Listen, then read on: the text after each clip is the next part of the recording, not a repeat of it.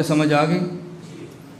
تیسری بات، یہ جو قبر میں میت ہے، اس کی جو قبر میں زندگی ہے، والبعث بعد الموت، بعث کا معنی زندہ ہونا نہیں ہے، بعث کا معنی کھڑا ہونا ہے، اٹھ جانا ہے۔ کیا ہے؟ بولو۔ اب حشر کے بعد جب بندہ کھڑا ہوگا، اس کو قرآن کریم دو لفظوں میں لاتا ہے۔ کبھی قرآن لفظ احیاء کہتا ہے، کبھی قرآن لفظ بعث کہتا ہے۔ والسلام علی یوم ولدت و یوم اموت و یوم ابعث حیا، وسلام علیہ یوم ولد و یوم یموت و یوم یبعث حیا۔ کبھی لفظ بعث لاتا ہے اور کبھی لفظ ربنا امتنا اثنتین و احییتنا اثنتین، یا احیاء کا لفظ لائے۔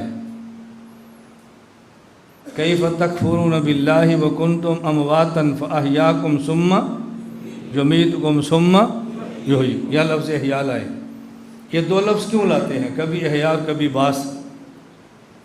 بعث کا معنی یہ ہے کہ موت کے بعد قبر میں یہ آدمی کی جو زندگی ہے یہ ایسے ہے جیسے سونے والے کی ہے، اور جب سو کر بندہ اٹھتا ہے کبھی اس کو احیاء کہتے ہیں، کبھی اس کو ایقاظ کہتے ہیں۔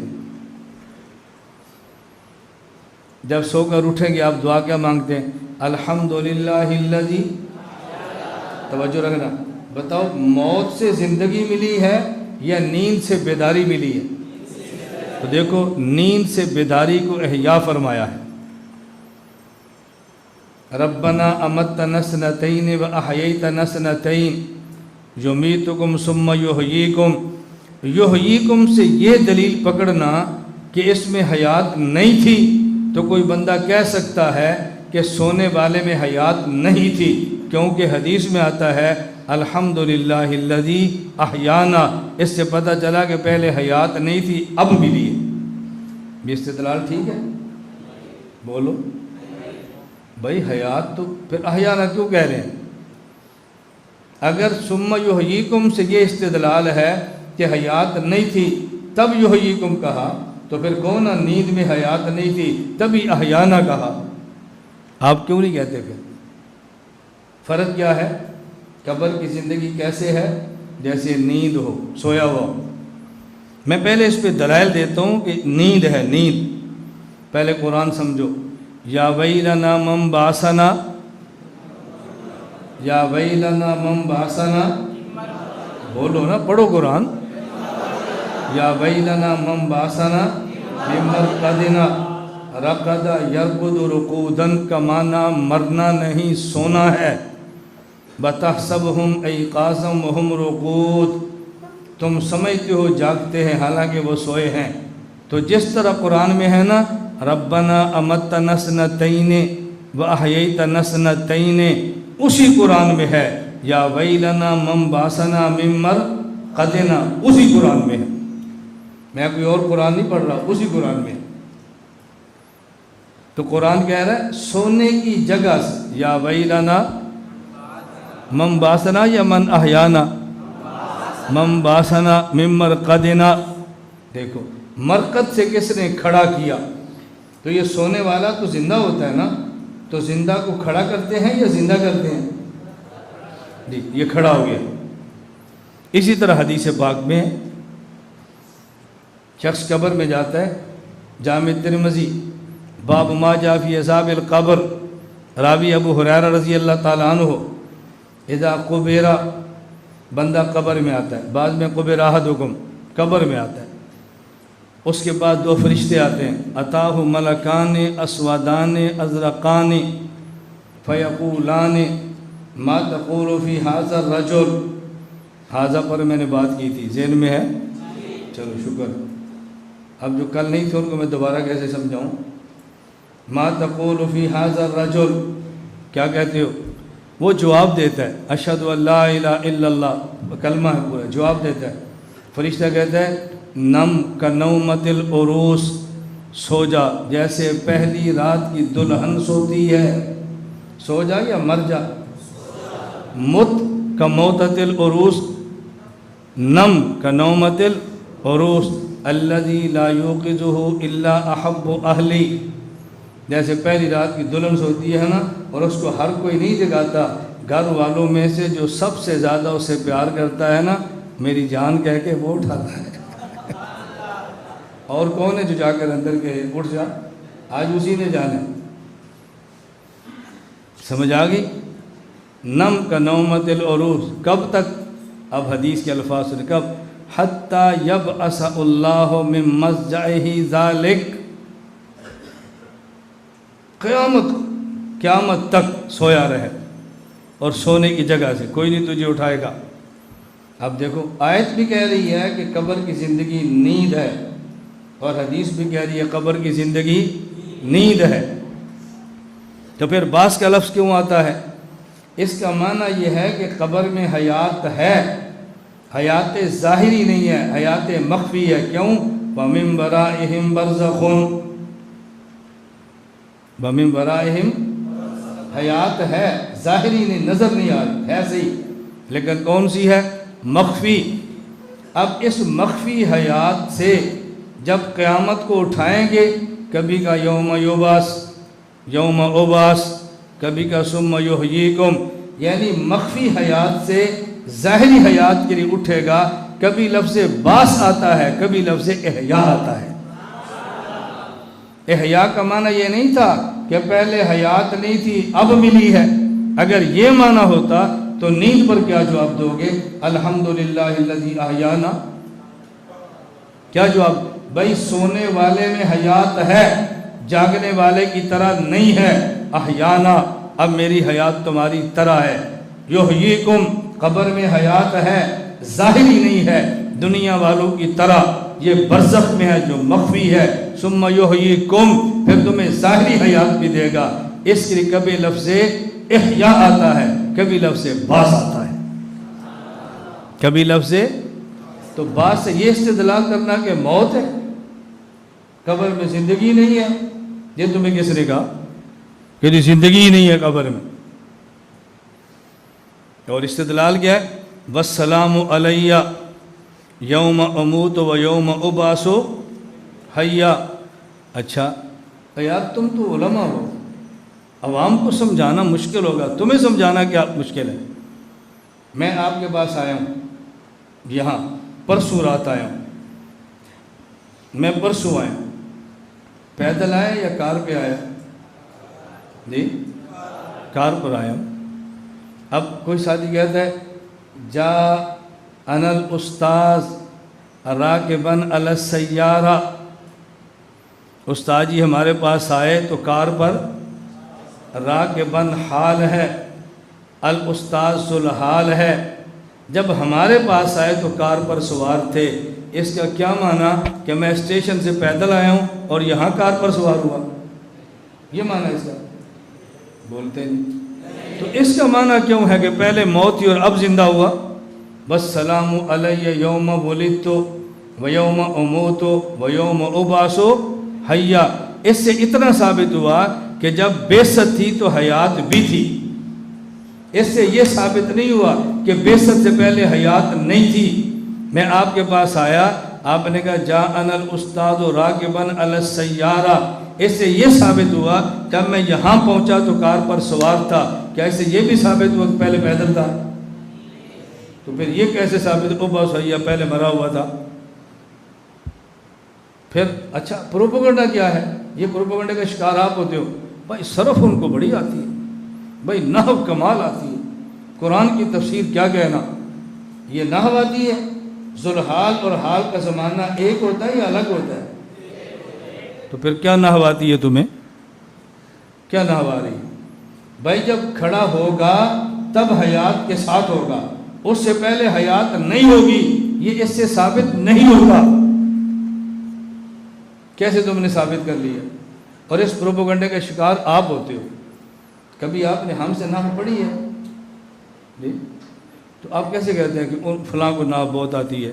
कभी आपने हमसे सबक पढ़ा है? मैंने तो ऊला में भी 100 नंबर लिए हैं, सानिया इल्म सरह में भी 100 नंबर लिए।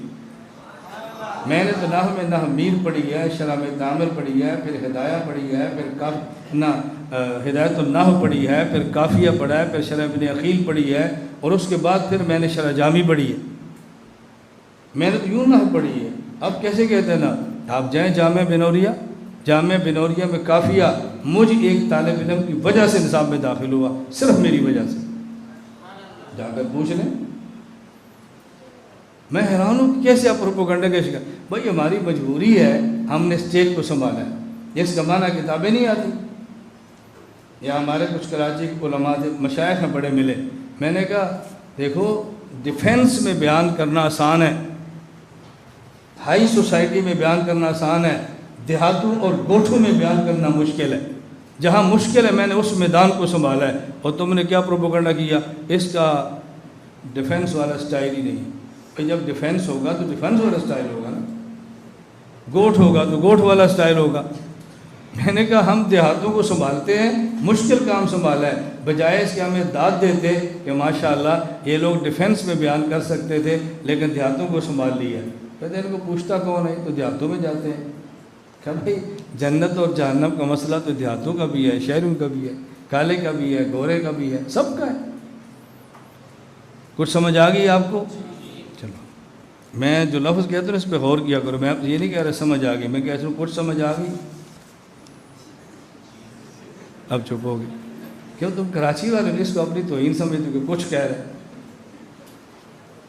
اور بھائی تمہیں کچھ سمجھ آ گئی؟ شکر ہے، شکر ہے۔ جو جی قبر میں حیات نہیں ہوتی، دلیل کیا ہے؟ فامات اللہ مئۃ عام ثم باسا، کیا فرمایا؟ ثم، دیکھو لفظ قرآن کیسا لایا، جس سے خود حیات ثابت ہو رہی۔ ان سے پوچھا کم لبستا، قال لبست یومن او بعض یوم، ان کو پتہ ہی نہیں چلا، اگر زندہ ہوتے تو پتہ چلتا۔ میں نے کہا صحابہ کہف سوئے ہوئے تھے، پوچھا کم لبستم، یہ سوئے تھے یا موئے تھے؟ کم لبستم، کتنی دیر ٹھہرے ہو؟ کیا کہا؟ لبسنا یومن او بعض یوم، نہیں پتہ چلا، کہو نا مردے ہیں۔ عزیر علیہ السلام قبر میں ہیں، اٹھے تو نہیں پتہ چلا۔ اصحاب کہف غار میں ہیں، اٹھے تو پتہ نہیں چلا۔ کیوں؟ میں سمجھا رہا تھا نا کہ نیند سمجھ آئے تو موت سمجھ آتی ہے، نہیں سمجھا؟ بھائی عزیر علیہ السلام سے پوچھا کم لبستا، کیا جواب دیا؟ لبست یومن او بعضا، فرمایا بل لبست مئۃ عام، کہا جی ان کو پتہ ہی نہیں چلا، اس سے پتہ چلا کہ زندہ نہیں، زندہ ہوتے تو پتہ چلتا نا۔ اصحاب کہف سے پوچھا کم لبستم، انہوں نے کیا جواب دیا؟ لبسنا یومن او بعضا یوم، تو کہو نا زندہ نہیں تھے، پتہ جو نہیں چلا۔ عزیر 100 سال سوئے ہیں اور اصحاب کہف 309 سال سوئے ہیں۔ کوئی آگئی سمجھ؟ حضرت سلیمان علیہ السلام لاٹھی پر ٹیک لگا کے سوئے ہوئے تھے، موت آ گئی، کیڑا آیا، ان کی عصا کو کھاتا رہا، اس نے کھایا تو گر گئے۔ اگر وہ زندہ ہوتے تو کیوں گرتے؟ گر جانا اس بات کی علامت ہے کہ زندہ نہیں ہے۔ موسیٰ علیہ السلام نے کہا رب ارنی، اے اللہ میں آپ کو دیکھنا چاہتا ہوں۔ لن ترانی، تو نہیں دیکھ سکتا۔ نہیں اللہ میری خواہش ہے، میں دیکھنا ہے۔ پھر کیا فرمایا جی؟ انظر الی الجبل، پہاڑ کو دیکھو ذرا۔ فلما تجلی ربہ للجبل جعلہ دکا، آگے وخر موسیٰ، یہ تو زندہ ہے، کیسے گر گئے؟ سلیمان اسلام تو موت اس لیے گر گئے نا، یہ کیوں گر گئے؟ جو لفظ سلیمان کے لیے نا خرّا، وہی لفظ موسیٰ علیہ السلام کی خرّا، تو کون نا یہ بھی زندہ نہیں۔ لاٹھی نکلنے سے بندہ گر جائے تو موت ہے۔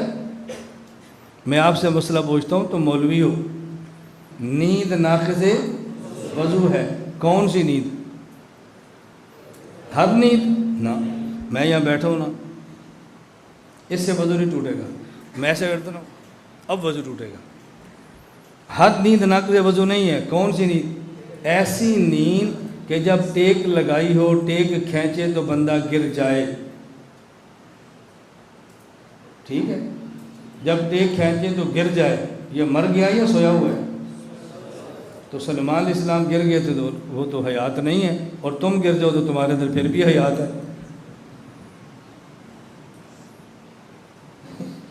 آپ کی ٹیک کھینچیں، سوئے ہیں، گر جائیں تو آپ زندہ ہیں، اور نبی کی ٹیک گر جائے اور وہ گر جائیں تو ان میں حیات نہیں ہے۔ عجیب بیوقوفی نہیں ہے بھائی؟ اگر ٹیک کے نکل جانے سے بندے کا گر جانا یہ اس بات کی دلیل ہے کہ اس بندے کے جسم میں حیات نہیں ہے، تو پھر اگر سویا ہو بندہ ٹیک کھینچے اور گر جائے تو کہو نا یہ مرا ہوا تھا۔ کچھ سمجھ آئی آپ کو؟ اب دیکھو میں قرآن ہی پڑھ رہا ہوں، کچھ اور تو ہی پڑھ رہا۔ یوم یجمع اللہ الرسل فیقول ماذا اجبتم، اللہ قیامت کے دن انبیاء علیہ السلام کو کھڑا کریں گے، جمع کریں گے اور پوچھیں گے تمہاری امت نے جواب کیا دیا تھا؟ نبی کیا فرمائیں گے؟ بولو نا، لا علم لنا۔ تو نبی دنیا میں زندہ نہیں تھے تو پھر لا علم لنا کیوں کہہ رہے ہیں؟ کون ہے جی دنیا میں بھی زندہ نہیں تھے؟ دیکھو نا، لا علم لنا کہہ دیا نا، زندہ ہوتے تو پتہ نہ چل جاتا۔ یہ ہے وہ قرآن جس سے تم متاثر ہوتے ہو جی، قرآن پڑھتے ہیں کیا بات ہے، قرآن پڑھتے ہیں کیا بات ہے۔ عقیدہ غلط ہے، لیکن یہ مانو کہ قرآن کی بڑی خدمت کی ہے، یہ خدمت ہو رہی ہے۔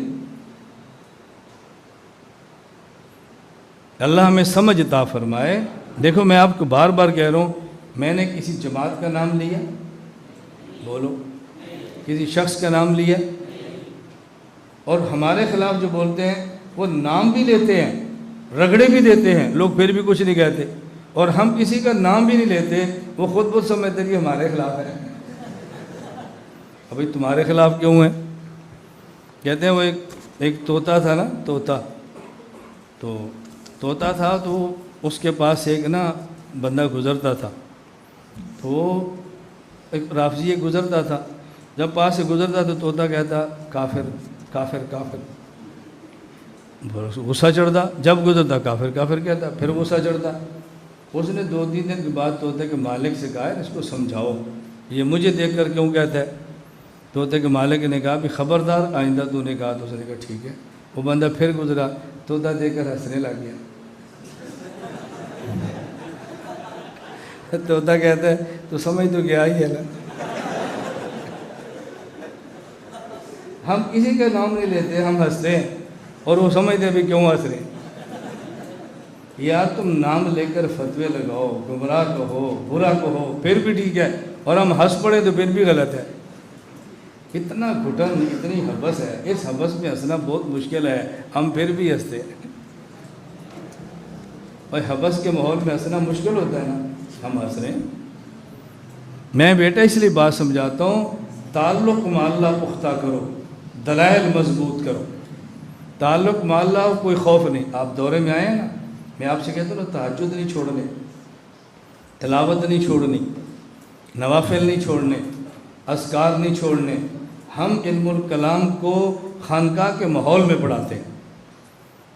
لوگ کہتے ہیں نا علم الکلام بہت خشک ہے، کوئی تمہیں خشکی محسوس ہوئی ہے؟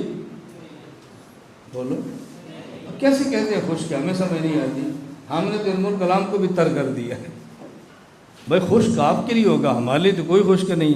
کوئی آپ تھک گئے ہیں؟ بولو، اک گئے ہیں؟ اکنا سمجھتے ہو نا، اکتاہٹ، اردو میں کہتے ہیں اکتاہٹ، پنجابی میں کہتے ہیں اک جانا۔ یہ اکتاہٹ مصدر ہے جس کا ترجمہ ہے اکنا۔ ہمارے سبق میں لوگ تھکتے بھی نہیں ہیں، اور تھک بھی جائیں تو اکتے نہیں ہیں۔ میں نے کل ابھی میں نے بات کی نا آپ کے سامنے، وہ 3 دن قربانی کے مسئلے پر، اس سے پہلے میں نے ایک کلپ ریکارڈ کرایا تھا۔ آپ یقین کرو مجھے اتنے میسیج آئے، آج ایک ہندوستان سے مفتی صاحب ان کا میسیج آیا، انہوں نے کہا مولانا آپ کی قربانی کے 3 دن کے ایام پہ دلائل سن کر اپنے جو خوش ہوئے وہ خوش ہوئے، اہل حدیث بھی سوچنے پر مجبور ہو گئے ہیں کہ ہم غلط تو نہیں ہیں۔